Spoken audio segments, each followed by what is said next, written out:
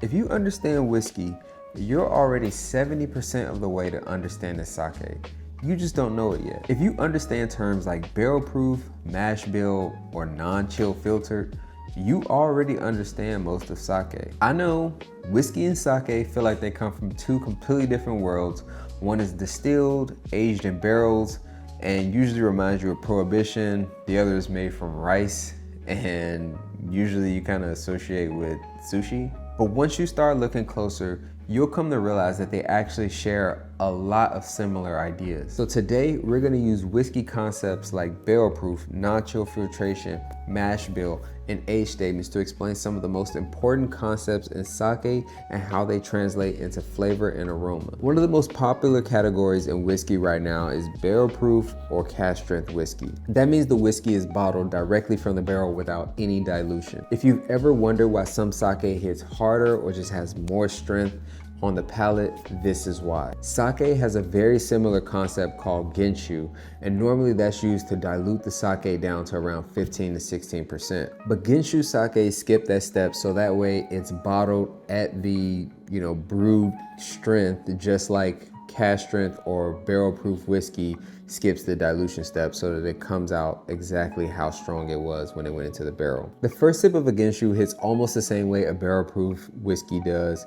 A very heavy hit on the palate and a lot more body overall. Genshus often land at around 17 to 20% ABV, so you can expect to feel a lot more viscosity, just a lot more of everything, intensity of flavors, just like barrel proof whiskey. Out of the bottles that I have in front of me right now, this is a barrel proof bourbon and this is a barrel proof bourbon as well. But out of the sake, this one is the genshu. This is a nama genshu, specifically a Jumai Daigenjo if you really want to go into the specifics. But this has an ABV of 17%, so that represents that higher ABV because it wasn't diluted with any water, just like barrel proof whiskeys aren't diluted with any water. If you've ever had sake that was unusually bright or just very lively, you were probably drinking some namazake. The first time I had namazake, I really didn't know what to expect. I heard that, namazake, it's the bee's knees. And I didn't know if it was gonna be one of those things that was just overhyped and I wouldn't really be able to tell the difference, or if it was gonna be something very, very obvious. And I can tell you that once I tried my first namazake, it was definitely very obvious what was in the bottle. Namazake is unpasteurized sake, so just like the name says, it hasn't gone through the pasteurization process, and it is a lot more lively, a lot more, zingy, if you will. Overall, it's just fresher and more alive. If you've ever had unpasteurized craft beer, that same fresh from the tank zinginess is pretty much what you're gonna be getting from a namazake. While it's not identical, the closest whiskey comparison is probably non-chill filtered whiskey. In both cases, the producer is essentially trying to leave the final product as close to what was, what it was when they finally were,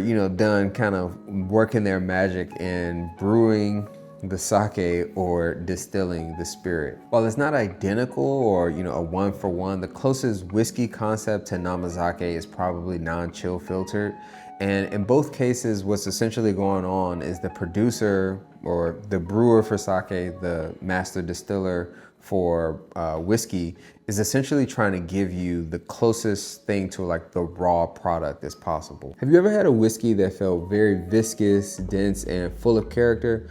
Well, that's basically what muroka does for sake. Muroka is just sake that hasn't gone through the charcoal filtration process. So instead of stripping away some of that color, aroma, and texture, the brewer just decides to leave all of that extra character and, just character intact. Muroka really keeps those rough, kind of just the nuance and character of that specific sake in, and that's why so many sake enthusiasts really go after muroka sake. This is probably one of the closest one-to-one comparisons because whiskey goes through the filtration process and sake usually goes through the filtration process.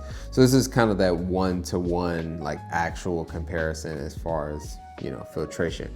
But when you put all of these concepts together, you get one of my favorite kind of like, you know, versions of sake, which I've coined the NMG, and that's the Nama Muroka Genshu. So that means it is Nama, meaning unpasteurized, Muroka, meaning it hasn't been filtered, and Genshu, meaning it hasn't been diluted by any water. I already called this specific bottle out earlier when I referenced the Genshu. This, out of the 3 sake bottles I have here, this is the only Genshu, but it is also a Nama. I did have a Muroka Nama Genshu before, but I drank that a bit ago, so didn't have that for this bottle. But this is the closest thing I have to, is like I said, an NMG. This is just a NG, so it is not a Muroka. But yeah, this is a pretty good representation, and this being a Junmai Daiginjo is kind of a cherry on top. So yeah, this is a very, very close to straight out of the barrel sake that I have right now. This to me represents the purest and most like raw form of sake that you can possibly enjoy, regardless of the polishing ratio.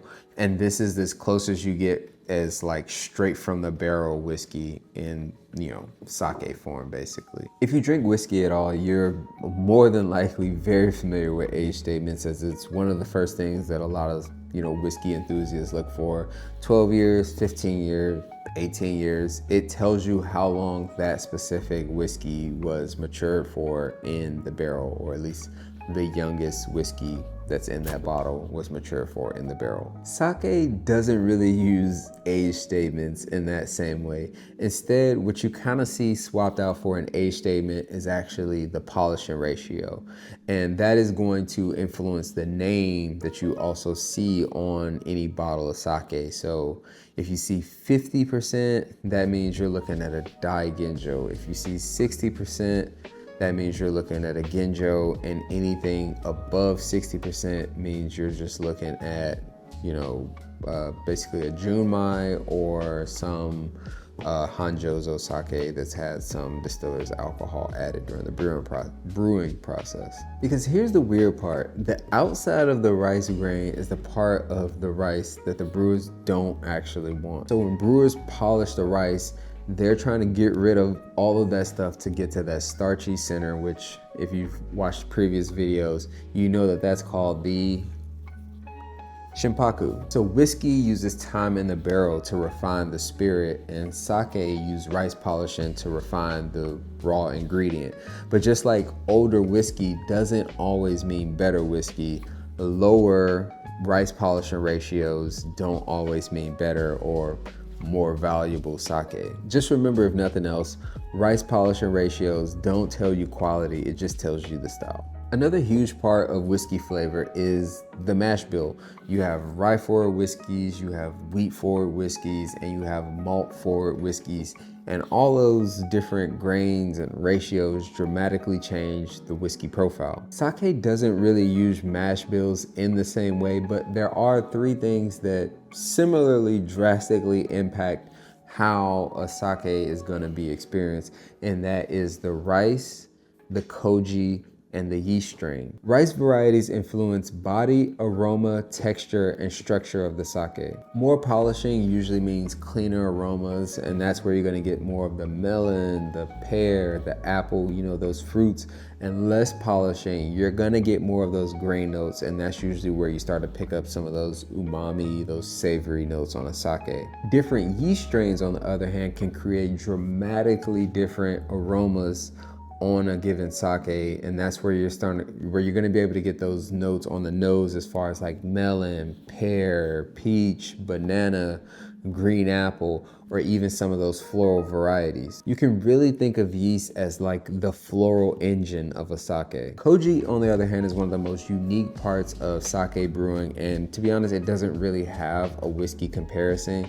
Koji is the closest thing to like barrel influence in the sake world. It directly impacts the sweetness, the aroma as well, and overall texture of a sake. But this is also where the whole whiskey and sake comparison kind of breaks. Whiskey needs time in a barrel in order for it to get the color and aroma and flavors that people know and love from bourbon, whiskey, scotch.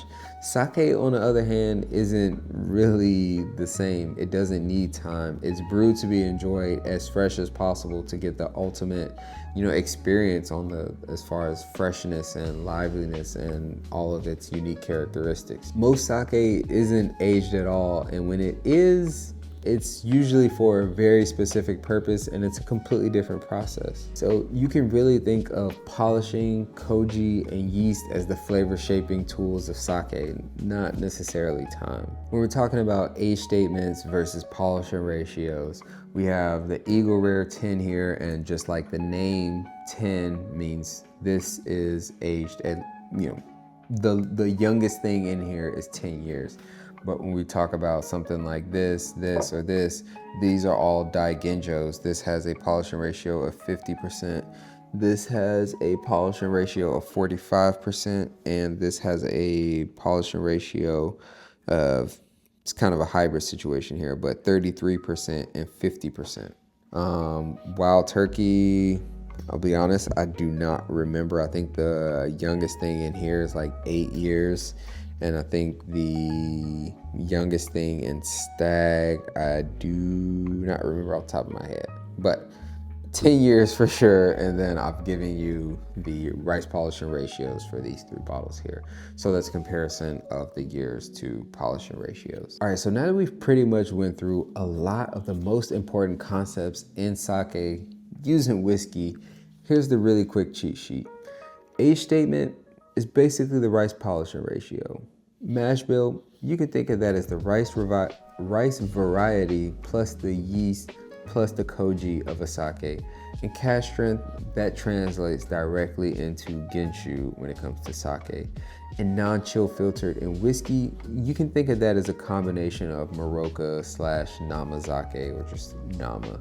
And then as far as barrel influence, the closest thing to that, though, as we already acknowledged, it's not a 1-for-1, but the closest thing to that is the koji influence in sake. One of the things that actually helped me understand a lot more about sake was honestly getting more into whiskey. Once I started understanding some of these terms like barrel proof and mash bill and non-chill filtration, and how they actually, kind of translated into what these whiskeys were, it helped me understand some of the same concepts that we just went over as far as like what they mean for sake and how they translate into how I'll experience the sake.